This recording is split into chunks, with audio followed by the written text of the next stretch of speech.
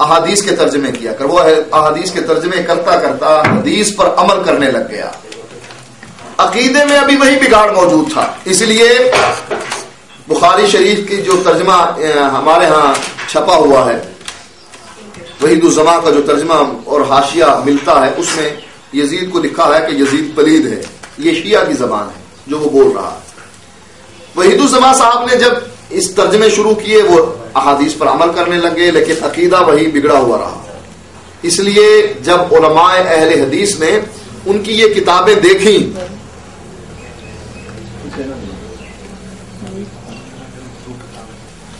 علماء اہل حدیث نے جب یہ کتابیں وحید الزماں کی دیکھی تو ان سے اختلاف کیا اور ان سے ناراض ہو گئے.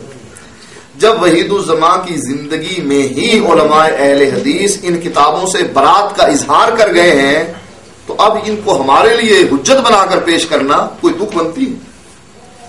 ہمیں یا تو غیر مقلد نہ کہو. ایک طرف ہمیں کہتے ہیں کہ تم غیر مقلد ہو. غیر مقلد کا معنی کیا؟ کہ یہ اللہ اور اس کے رسول کے علاوہ کسی کی بات نہیں مانتے، نہ امام ابو حنیفہ کی، نہ شافعی کی، نہ مالک کی، نہ احمد ابن حنبل کی، اور نہ باقی اماموں کی، نہ شیعہ کے 12 اماموں کی. جب ایک طرف تم ہمیں غیر مقلد ڈکلیئر کر چکے ہو کہ یہ غیر مقلد ہیں، تو ہم پر جو چیز حجت ہے وہ قرآن و حدیث ہے جس کو ہم مانتے ہیں، جو ہمارا دستور ہے. آج تک کیا ہم نے اپنی تقاریر میں کسی کو یہ کہا ہے کہ نزل الابرار ہماری کتاب ہے، اس پر عمل کرنا چاہیے، عرف الجادی ہماری کتاب ہے، اس پر عمل کرنا چاہیے، یا کنز الحقائق جو ہے وہ ہماری کتاب ہے، اس پر عمل کرنا چاہیے؟ اب یہ کتاب جو چھاپی ہے جمعیت اہل سنہ لاہور، دیوبندیوں نے یہ کتاب چھاپی ہے ہمارے لیے کہ یہ لو تمہاری یہ کتابیں ہیں، چھاپ ہم رہے ہیں. کیوں؟ وہ اس طرح میں ہم سب کو ننگا دیکھنا چاہتے ہیں کہ ہم کہیں، تم کہو گے کہ تم امام ابو حنیفہ کے مقلد ہو، ہم کہیں گے تم وحید الزماں کے مقلد ہو، تم نواب صدیق حسن خان کے مقلد ہو. حالانکہ ہماری تقاریر اور ہمارے دروس میں اس بات کا واضح اعلان ہے کہ اللہ اور اس کے رسول کی بات کے مقابلے میں کسی کی بات نہیں مانتے. اور تم یہ کہتے ہو. محمود الحسن نے یہ بات لکھی ہے تقریر ترمذی میں، کیا کہتے ہیں؟ الحق والانصاف ان الترجیح للشافعی فی هذه المسألہ. اس تجارت کے مسئلے میں حق اور انصاف کی بات یہی ہے کہ امام شافعی کو ترجیح ہے. کیوں؟ پچھلی لائنوں میں ذکر کرتے ہیں من جہت الاحادیث والنصوص. قرآن کی آیات امام شافعی کا ساتھ دے رہی ہیں، نبی کی احادیث امام شافعی کا ساتھ دے رہی ہیں. جب قرآن کی آیات امام شافعی کا ساتھ دے رہی ہیں اور نبی کی احادیث امام شافعی کا ساتھ دے رہی ہیں، تو تم کیوں نہیں قرآن حدیث پر عمل کرتے؟ اس مسئلے کو کیوں نہیں مانتے؟ کہتے ہیں نحن مقلدون یجب علینا تقلید امامنا ابی حنیفہ کا. ہم مقلد ہیں اپنے امام کے، ہم پر ہمارے امام کی تقلید واجب ہے. حق اور انصاف مانتے ہوئے کہ حق کے مقابلے میں کیا ہوتا ہے؟ باطل. انصاف کے مقابلے میں کیا ہوتا ہے؟ ظلم اور زیادتی. حق اور انصاف یہی ہے کہ بات امام شافعی کی قرآن حدیث کے مطابق ہے، لیکن ہم یہ قرآن حدیث والی بات ماننے کے لیے اس لیے تیار نہیں کہ ہم اپنے امام کے مقلد ہیں. تم یہ بات کہتے ہو کہ تم امام قرآن حدیث کے مقابلے میں تم اپنے امام کی تقلید کرتے ہو، یہ بات ثابت ہے، لیکن ہم کتاب و سنت کے مقابلے میں ابراہیم علیہ السلام کی بھی بات ماننے کے لیے تیار نہیں. ہمارا عقیدہ تو دیکھو. ہاں عقیدے کے مطابق ہم پر اعتراض کرو کہ تمہارے قرآن میں یہ لکھا ہے، تمہاری حدیث میں یہ لکھا ہے. جیسا کہ یہ اپنی تقاریر میں کہتے ہیں اہل حدیثوں کی بخاری میں یہ لکھا ہے. وہ مانتے ہیں اس بات کو کہ بخاری اہل حدیثوں کی ہی ہے. ہاں تم بخاری کی احادیث پر اعتراض کرو، ہم انشاءاللہ جواب دیں گے، لیکن تم کہیں وحید الزماں کو پیش کرتے ہو، کہیں نواب صدیق کو پیش کرتے ہو، کہیں ثناء اللہ امرتسری کو پیش کرتے ہو. یہ ہمارے لیے حجت نہیں. اگر ہم تمہاری طرح بو کھاتے تو تم اس کو پیش کر سکتے تھے، لیکن ہم نے پہلے دن ہی سے اس بات کا اعلان کیا ہمارے ایک ہاتھ میں اللہ کا قرآن ہے اور دوسرے ہاتھ میں محمد رسول اللہ کا فرمان ہے. کہتے ہیں یہ امین صفدر امین اکاڑوی کی کتاب ہے مجموعہ رسائل، جس کی موت مباہلے کی وجہ سے ہوئی. امین اکاڑوی کے ساتھ ہمارا مباہلہ ہوا. عابد پور ایک جگہ ہے کبیر والا، اس کی تحصیل ہے، ضلع اس کا پہلے خانے بال تھا، ملتان اب خانے بال ہے. وہاں پر جب ہم نئے اہل حدیث ہوئے، میرے درمیان اور اس کے درمیان مناظرہ طے ہوا تھا. مناظرہ نہ ہو سکا اور ان کے درمیان اور ہمارے درمیان مباہلہ ہوا، اور مباہلے میں وہ آدمی جو ان کی جماعت کی طرف سے نمائندہ بن کر آیا تھا بغیر وضو کے مباہلہ کرنے لگا، تو ہم نے اس کو زبردستی وضو کروایا. وضو کروانے کے بعد ہم نے اللہ سے دعا کی کہ اللہ ہم میں سے جو حق پر ہے وہ زندہ رہے اور جو باطل پر ہے، جس کا مذہب باطل ہے، وہ اس کی زندگی میں فوت ہو جائے جو حق پر ہے۔ الحمدللہ ہم زندہ ہیں اور وہ مر چکا ہے۔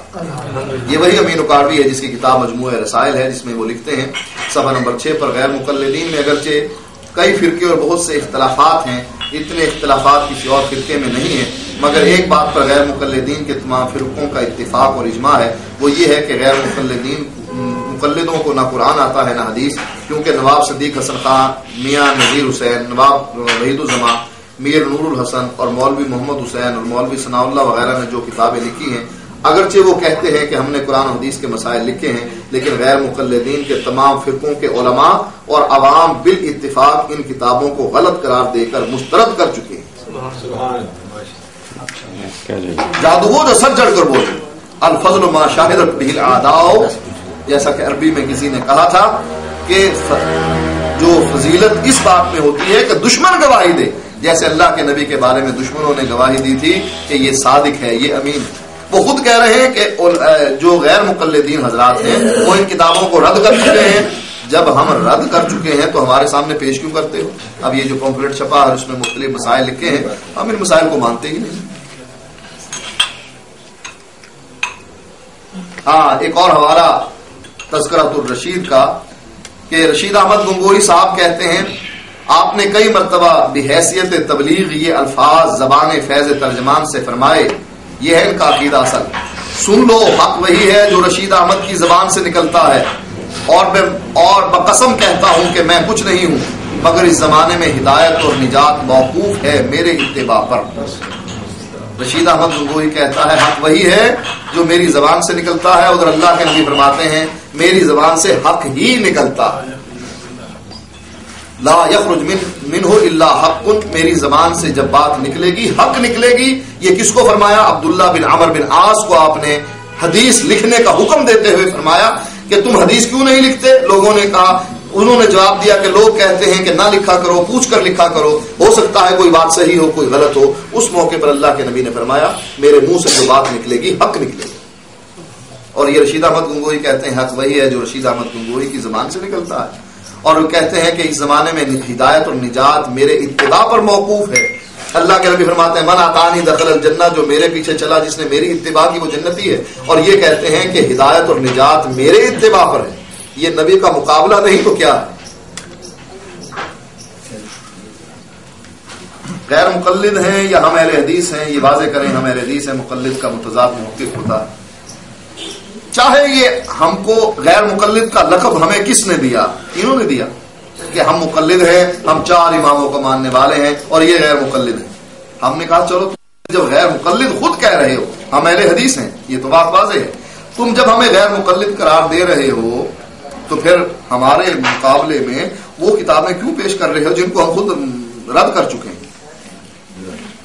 ہاں جی، وہ آپ کیا سوال کر رہے تھے؟ پوچھیں پہلے، آپ وہ پوچھیں پہلے ان کا سوال۔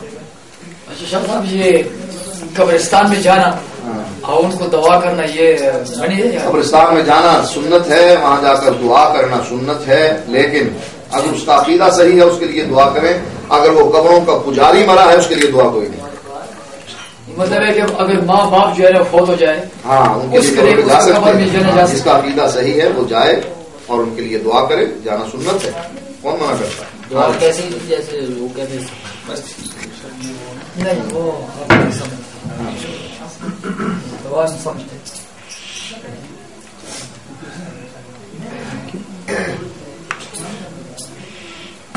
یہ شریعت یا جہالت محمد پالن حقانی حنفی کی کتاب ہے، دیوبندی کی کتاب ہے۔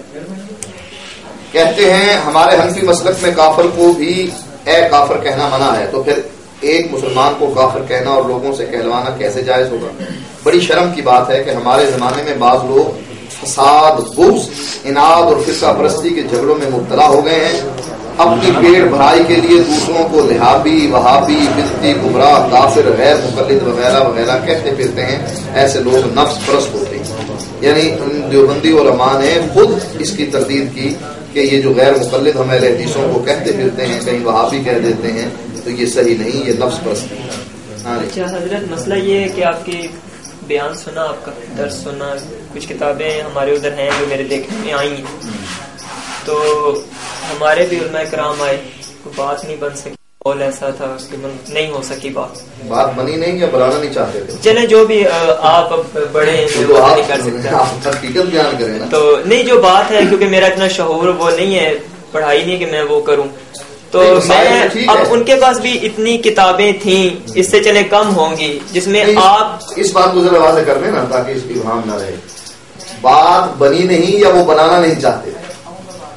وہ تو آئے تھے، آپ کا تجزیہ کیا ہے؟ صحیح وہ تو آئے کے مطابق میں بالکل نہ ان کی سائڈ لے رہا ہوں، اللہ کو حاضر ناظر جان کے، نہ آپ کی، وہ بھی آئے تھے، لیکن اب آگے یہاں جگہ کم، جو بھی ہے وہ اس کو ایک علیحدہ کر دیں، ٹھیک ہے؟ جگہ کا نہیں تھا، جگہ یہی کہہ سکتے ہیں. اب انہوں نے کہا جی کرسیاں رکھیں، اس طرح بات ادھر سے 4 یہاں سے بولتے تھے، 1 2 وہاں سے، مسئلہ گڑبڑ ہو رہا تھا، باہر جا کے کھپ پڑ گئی. ہم نے تو کہا تھا کہ 3 آدمی آ جائیں، 3 ہمارے ہوں گے. اب وہ اتنے بڑے مجمع کو کنٹرول کون کرے؟ ادھر سے کوئی بولتا، حالانکہ ان کو وہاں سے منع، لائے کیوں وہاں سے؟ وہ آپ کے کسی ساتھی نے وہ پتہ نہیں کوئی اعلان کیا، پھر اس طرح بات تو پھیل جاتی ہے. نہیں لانے کو منع بھی کر سکتے، ہم بھی ملا سکتے تھے، ہم نے منع کرے. چلے بیٹھے، اچھا چلے جو بھی.